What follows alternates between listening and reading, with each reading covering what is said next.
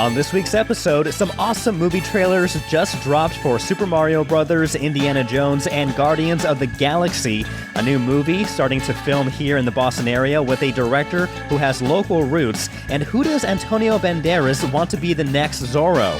For the Hub on Hollywood, I'm James. And I'm Antonio Bandara, Jamie. We'll talk. We'll tell you all about it. Hi. Vámonos! Vamos. All right, Jamie, happy December. It feels like we just skipped over November. Like we went from Halloween to Christmas now. This is insane. In the blink of an eye. I don't know what the heck was up with November, but it's like it never happened at all. Like nothing. And here we are. It's December. It was snowing yesterday. I don't know if you saw the little snowflakes out yesterday. And Christmas is around the corner. What the heck happened? I have no idea, but I don't like it. I don't like this time moving very quickly in a blink of an eye. Yeah, but there's lots of great things to watch in the meantime. Maybe that's why time is going by so fast, James. There's so many great things to watch that we haven't even, that when you come up for air, it's like, holy shit, it's 2023. Sorry.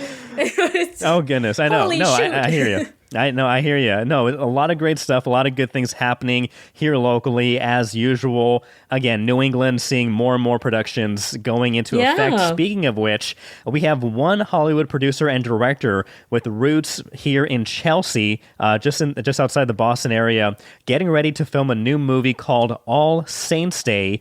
This will take place in Chelsea and starts filming this month. And this is pretty cool because apparently this movie is based off of a play.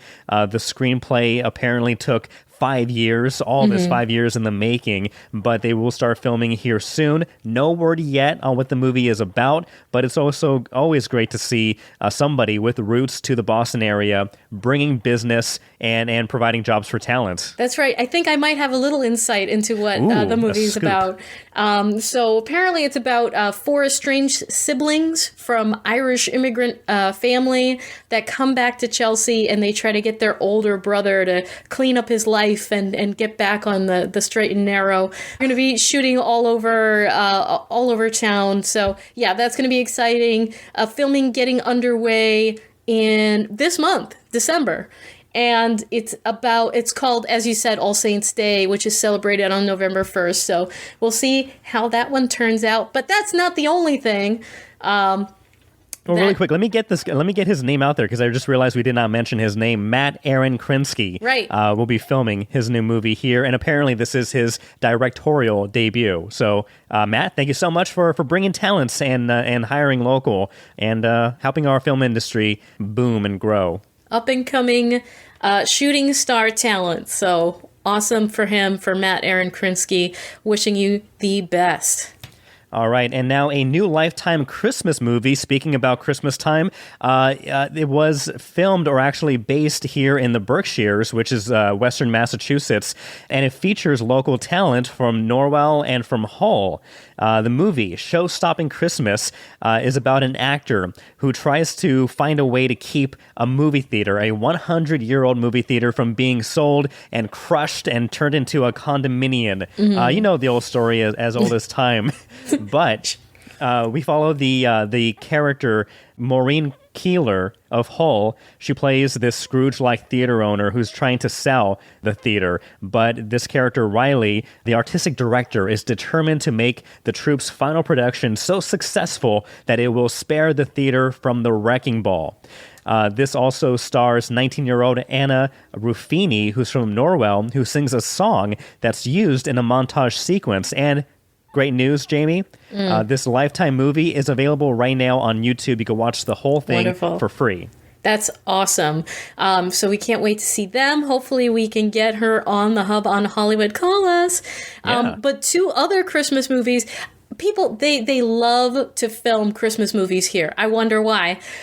We've got the spectacular, classical Christmas kind of the locales, the snow, it just feels good to make a Christmas movie here in New England. There's 2 other movies shot in Connecticut that premiered in this past week that you can watch now, including the 12 Days of Christmas Eve, starring Kelsey Grammer and his daughter, and something called The Noel Diaries, which I believe is on Netflix. So all of those shot in Connecticut, because this is where it's at. This is where you make the Christmas movies, guys. So bring it on. Absolutely. And not only is this a place where you make Christmas movies, but you also make stars. And one big star that's getting a lot of publicity most recently for the show Wednesday is Jenna Ortega. That show on Netflix is killing it right now. But before Wednesday, she was filming a movie right over here in our backyard, right? That's right. Okay, so there was a movie called The Finest Kind,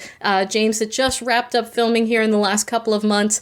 It's about 2 brothers who are pulled into a deal with an organized crime syndicate. They have a fishing boat that they own, and they get pulled into this organized crime in Boston. The father was played by Tommy Lee Jones. Lee Jones, that's right. So the father was played by Tommy Lee Jones, so that's when we had a lot of Tommy Lee Jones sightings around town. The cast, they say if you see him around town, it's good luck. I hope so.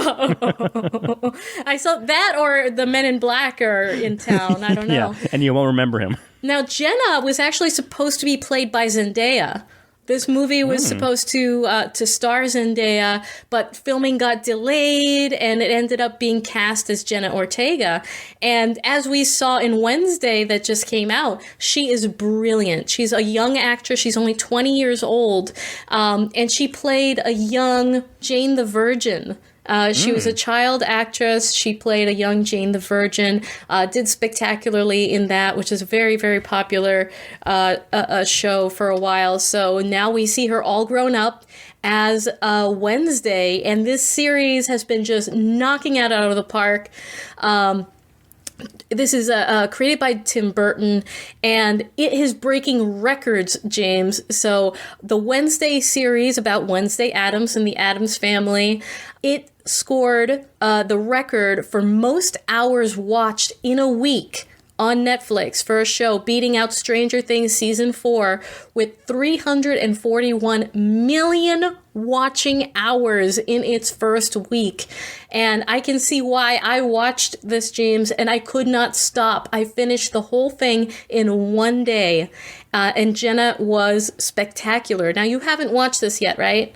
No, I haven't. And to be honest, when I first saw the previews for it, I wasn't jumping to see it. But then word of mouth has been insanely crazy, especially with how well and how of an amazing job Jenna has been doing. And then can you attest to that? Is she great in this? She's absolutely captivating as Wednesday Addams. I guess this is the first reiteration of the Addams family since back in the 1990s. Like, I loved the 90s movies and how they captured the Addams family. And I think that we have that back. We have that back now. Jenna is on the money, so enjoyable, true to this character. The premise of this show, she gets sent away to a special school for outcasts. Other people like her that might have strange or dark abilities. After a somewhat, definitely a Wednesday violent-esque incident at the school, I won't give too many details, but it's very entertaining what she does to get herself in trouble. But from Jenna's dancing, which is breaking the internet right now. You said that you saw that. She actually choreographed that sequence entirely by herself. She watched a bunch of videos of like goth kids dancing and came up with this kind of Latin goth inspired dancing sequence that she choreographed, which is another testament to her prowess. And she really embodies Wednesday's darkness, her sense of justice, her fierce autonomy and sense of self and not letting others influence her. Just watching her on screen is so enjoyable. I only have minor criticisms, James. Okay, go. Minor criticisms. And, because we do movies and we do reviews and we do, analysis, whatever, I'm just going to go there, people. Okay, don't hate me. But I just felt like there were too many plot lines. Okay, there were just a few too many things going on. There's the navigating high school sort of coming of age story, but there's also like a hero's journey, and there's a few too many things going on that I feel like just Wednesday navigating high school would have been enough to like fill this series, but I feel like they got a little overly ambitious with all of the plot lines, but still they were solidly done. I think it just kind of detracts a little bit from her. There's prophecy and heroism and all of this. So some of it just felt a little too Harry Potter for me.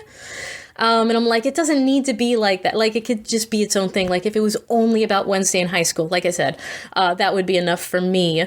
My other minor criticism was Morticia, who's played by Catherine Zeta-Jones.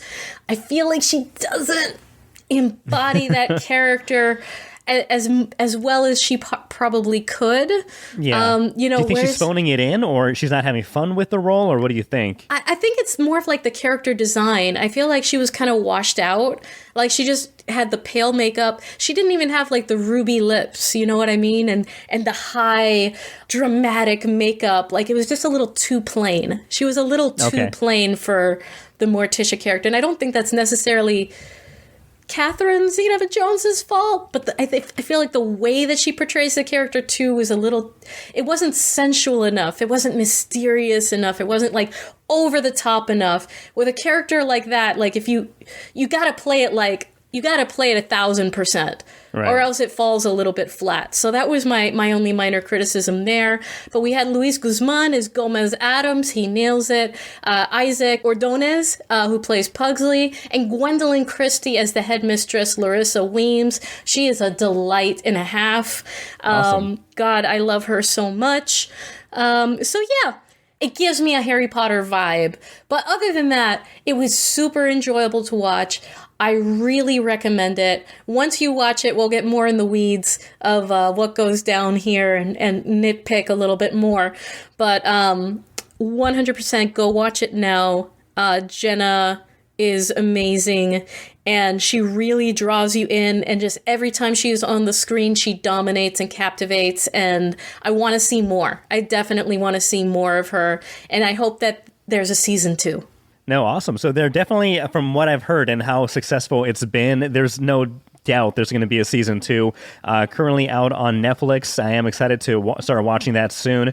Another show or another thing on Netflix I'm really excited to start watching soon, maybe right after this episode, is Glass Onion, a Knives Out mystery that is now streaming after being in theaters for a week now. And as someone who was in the original Knives Out, Jamie, how excited are you that this movie is out and now there's word that a part 3 is going to be produced as well? I'm so happy for Rian Johnson. I mean, not only is he incredibly talented and his stories are unique and imaginative and rich and robust and beautiful. He's just so very talented.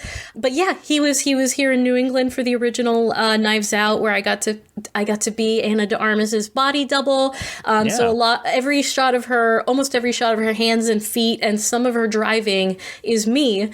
He was so kind. So not only is he amazingly talented, he is incredibly kind and humble and down to earth. And he took the time to talk to extras, talk to background actors, to talk to me. We had a discussion about Star Wars. It was one of the highlights of my entire life, honestly.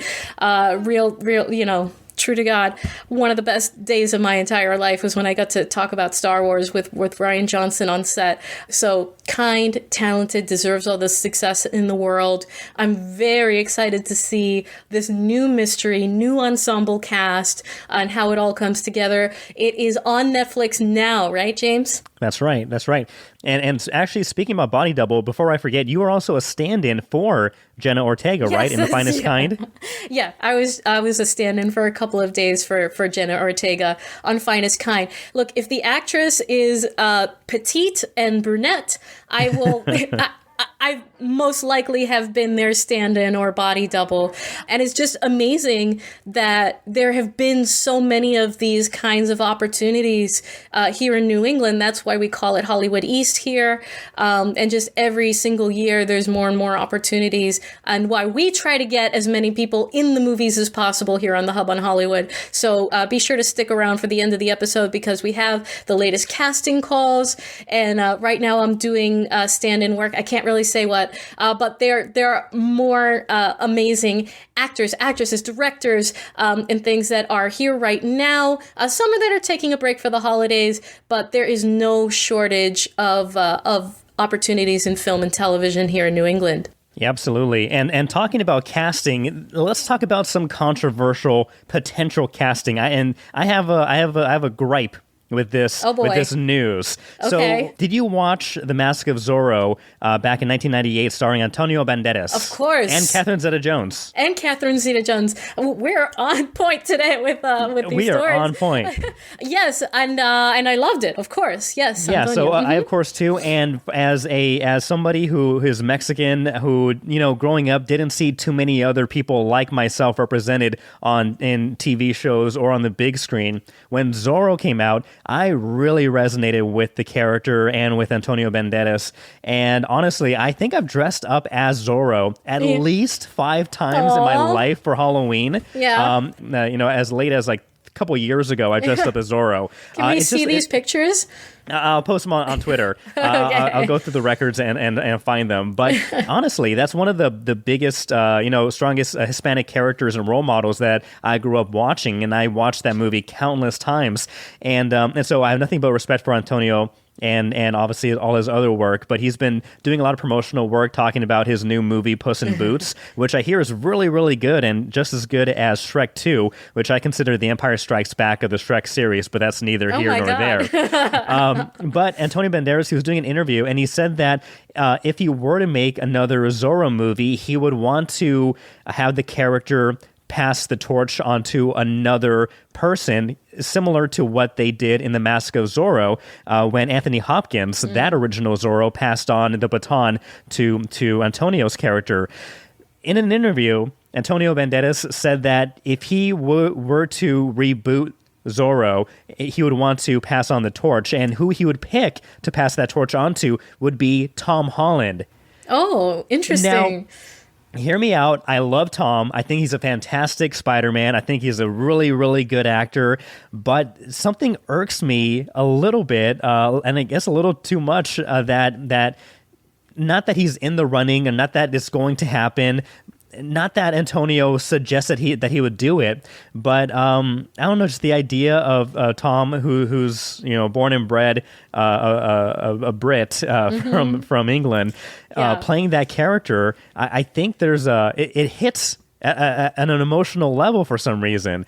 I don't know why, because that character obviously has Mexican roots as a Mexican character, and to have a character played by somebody who's not of that ethnicity, it kind of rubs me the wrong way. Am I overreacting? What do you think? There's a decided lack of Latinness there from Tom Holland. He is a wonderful actor, but right. Counterpoint, Anthony Hopkins, not Latino in any way, but I think that it was a positive step in the right direction when Anthony Hopkins handed it to Antonio Banderas, because like you said, this is a character with Latino roots, and it probably, should stay that way, because, in the past, a lot of characters were whitewashed, and that was sort of the norm, and now we're trying to get away from that. So, Now, to counterpoint that, in the movie, though, Anthony Hopkins is playing a Mexican. He has makeup on. If you were to do that with Tom Holland, nowadays you can't really do work. that. Yeah. And so if they were to do that, they'd probably have to have the character be white, maybe born in Mexico or what have you. And so technically he'd be Mexican. And so technically you can do that. And, back in the 90s, they had white actors That's play what I mean. Yeah, the Mexican whitewashing. people, so I think it's a little different. Definitely now today, I think there'd be a lot more backlash, even though Tom is very popular. Again, I don't want to call myself giving or offering backlash, but that's just my initial gut reaction. It's like it's not true to the character, and why not pass the baton to another up and coming Hispanic actor, a Latino actor who needs a big break. Tom Holland, he's set for life. Yeah, he's set nothing for life. Nothing against Tom, I love him, but he's set for life. Why not prop up and highlight another Latino Hispanic actor and let them grow? Yeah, I'm for that 100%. And you know what? I feel like Tom would say the same thing. I feel like he would be like, thank you for thinking of me, but this needs to be a Hispanic character. I think that he, is conscious in that way. And we are pro Tom and Zendaya in this house. Yes. We love and support them. So I feel like he would probably feel the same way. And so I don't think there's any risk of that, fortunately. But I agree with you 100% that it should be an up and coming Latino actor. I don't know. Do you have anyone in mind? Who would be the next Zorro if it wasn't Tom Holland, since we've rejected him? Yeah, I know. At the top of my head, and I'm not sure if he would be the best pick, but he's the only person that's popping in my head right now. Anthony Ramos. He was in Hamilton, the original Broadway production. He was in The Heights playing the main character. He's going to be in the new Transformers movie. So yeah, he's a rising star that's already hit big. But and he's rather young too. I would say maybe his late 20s. So I think Antonio Banderas was in his 30s when he got cast as Zorro. So I think, again, without thinking too hard, that's the first thing that pops to my head as somebody who I think is doing a remarkable job and is doing a great job representing the culture. I think he could pull it off. Okay. All right, and there's a few young actors, young Latino actors out there that I think could possibly, really do a good job of it. You know who I'm gonna give my hot take right now. Yes. On who I think it should be. And you're like no Leonardo one is going to DiCaprio. agree with me on this one. But Tony Revolori, one of Tom's co-stars in Spider-Man Flash. Yes. Flash Thompson. I do know him, yeah. I feel like he'd do a good job. I don't know. He might not have the Zorro physique, but I'd like to see more of him. I think that he's super cute. I think he's a good actor. He's really fun in the movies, and he's also in the new Amazon Prime Willow series that just got released. And so he plays one of the characters who are part of this. You could call them a fellowship of friends who are going on this long journey to defeat evil. And so he's on that new show, and I do like him. I'm not sure if he has like the presence as other actors, but I do like him. So that is a good option. Yeah. He was great in the Grand Budapest Hotel. If you haven't seen that one, the Wes Anderson movie, The Grand Budapest Hotel, fantastic movie. Okay. So good. Shout out to Anthony. Yeah. Both Anthonys. Yeah. That's a popular name. Okay. Yeah.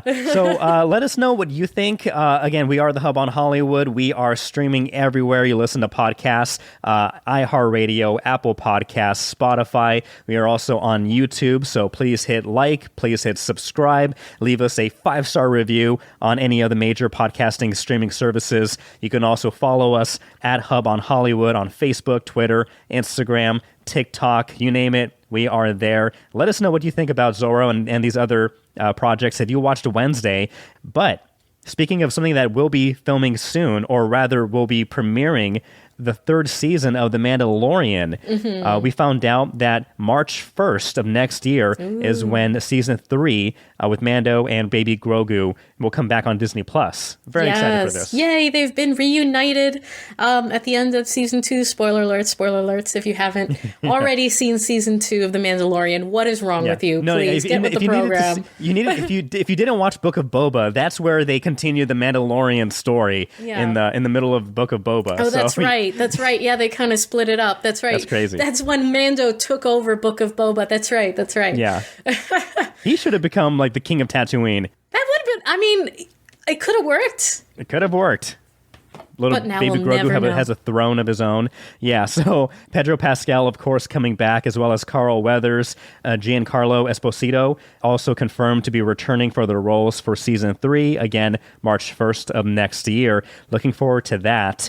Another thing I'm looking forward to is Violent Night, the Christmas action horror movie starring David Harbour from Stranger Things, famously. Have you seen the trailer for this, where Santa Claus? Oh, it's yeah. It's basically Die Hard, but with Santa. Yeah, it's intense. It's very violent. And it's actually, it looks exactly like the beginning of Scrooged. With Bill Murray, when they have these ads for like, it's Santa Claus and he's in a firefight and there's like a gun battle at the beginning, and it was played as a joke, and now this is like a reality. Well, it's a comedy, obviously, but it's exciting to see this kind of a movie coming to fruition, and it's definitely not for the kids. No, James. No, yeah. What do they call it? There's so many puns in the trailer alone that just sold me. Like, so many Christmas puns, and like sleigh. They use sleigh in different, obviously in like the killing sleigh, used it. But they had the premiere yesterday, or like kind of a preview release yesterday in theaters, and it made $1.1 million during the Thursday previews, and it's expected to make anywhere between $10 and $12 million in its opening weekend domestically. So that is out in theaters right now. Again, a movie that I am excited to see because it just looks ridiculous and fun. Something we all need right now. Yeah.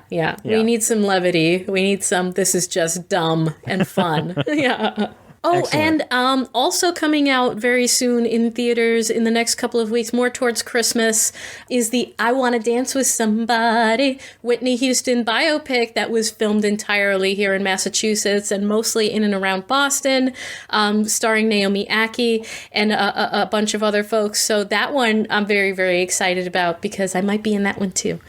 I love how we just can't resist singing the title of the movie. You just can't help it. It's so good. Yeah. Excellent. Speaking about things that are coming out also in theaters, what a week for movie trailers to drop, because not only did we get the new trailer for the Super Mario Brothers movie starring Chris Pratt as the voice of Mario. We got the full trailer. We also got a trailer drop for Guardians of the Galaxy Volume 3. I really enjoyed Volumes 1 and 2, so Volume 3 looked really good. And also Indiana Jones and the Dial of Destiny, possibly the final time that Harrison Ford will be reprising his role as Indy.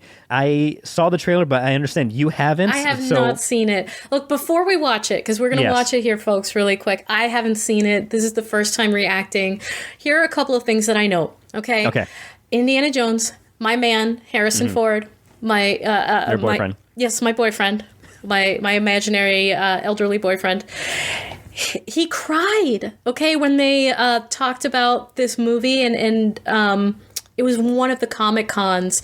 He was crying real tears, and they showed a little bit of a preview, and it to me feels like this really is the final time that we're going to see Indiana Jones, and he felt so appreciative, to play this character, and I don't think that he would shed a tear if this was a bad movie. We all know famously that the last Indiana Jones movie, the Indiana Jones and the Crystal Skull with Indy and Shia LaBeouf and Marion reprising her role. We don't talk about that one.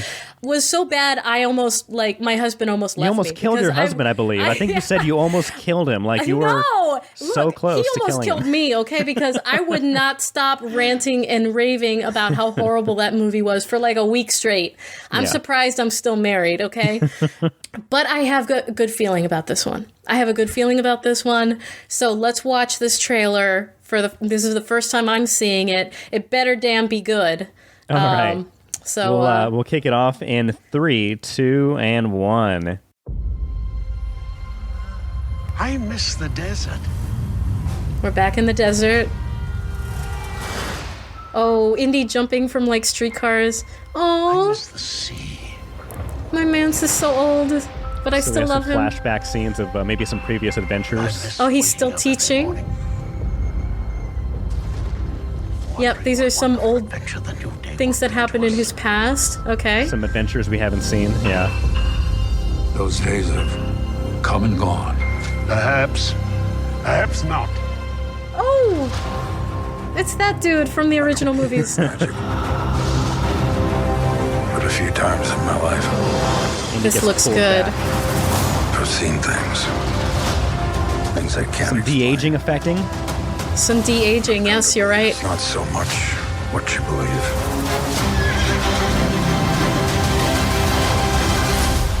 It's how hard you believe it. Picking up his hat! Oh my gosh! So I believe this takes place like during the 50s. It must, I believe. Are we gonna see time-traveling Indiana Jones? Oh my god, yes. First off, this looks more realistic than the scenes in the 100%, last movie. that's what I was gonna say, yeah, it's much more realistic. Yes! Who is this man? I'm her godfather. Related. Godfather. Ooh, Get back.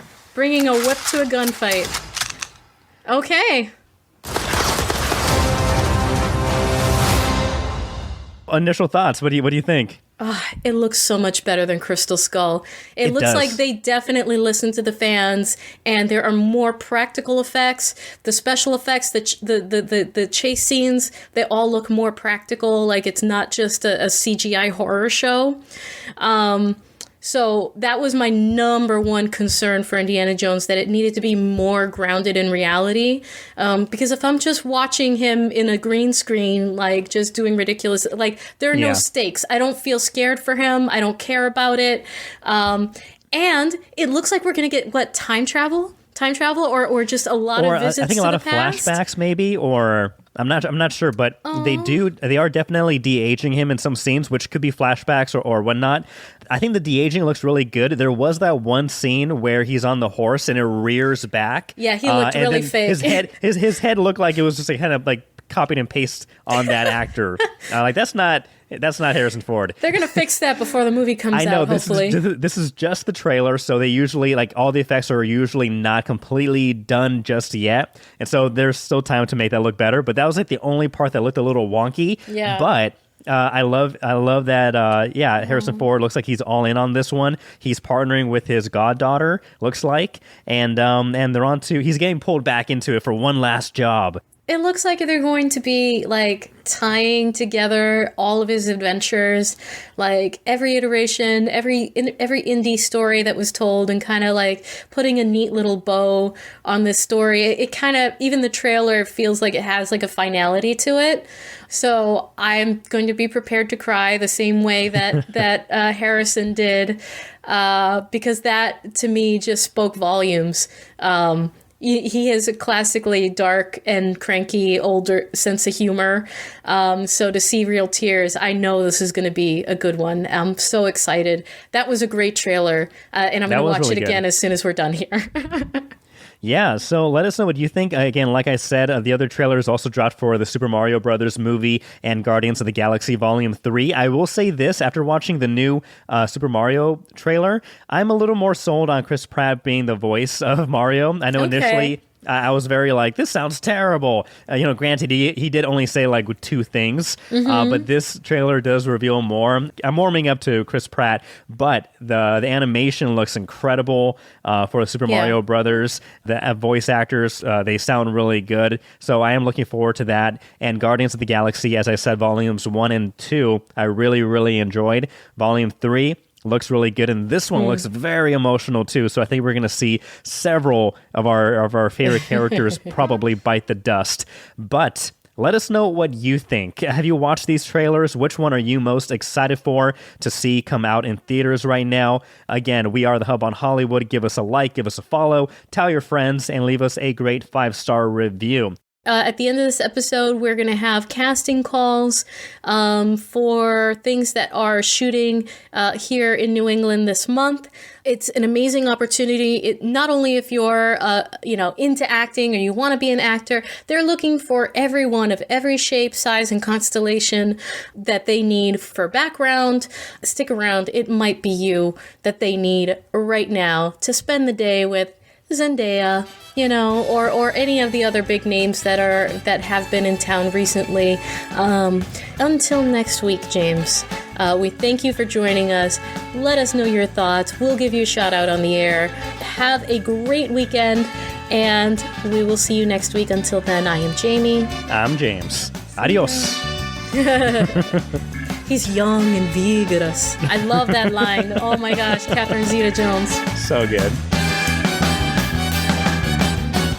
All right, thanks for sticking around for our local casting calls. Starting up, we are looking at Slate Casting. Slate Casting is looking for African-American boys between 5 and 8 years old and Asian girls 5 to 8 years old for a really fun TV commercial. This is a non-union gig that pays $1,000 if cast, and you must have acting experience. Acting experience is necessary. So if you are interested, email slateselftape@gmail.com with your name, age, current photo, and description of acting experience, what city or town you live in, and the best contact information.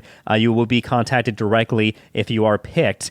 And also if you are working with a local New England agent, there's no need to submit. They're working directly with the actors. So that is and Slate James, Casting. also for that same commercial, Slate Casting is also looking for Asian women 35 to 45 and Asian boys 4 to 9.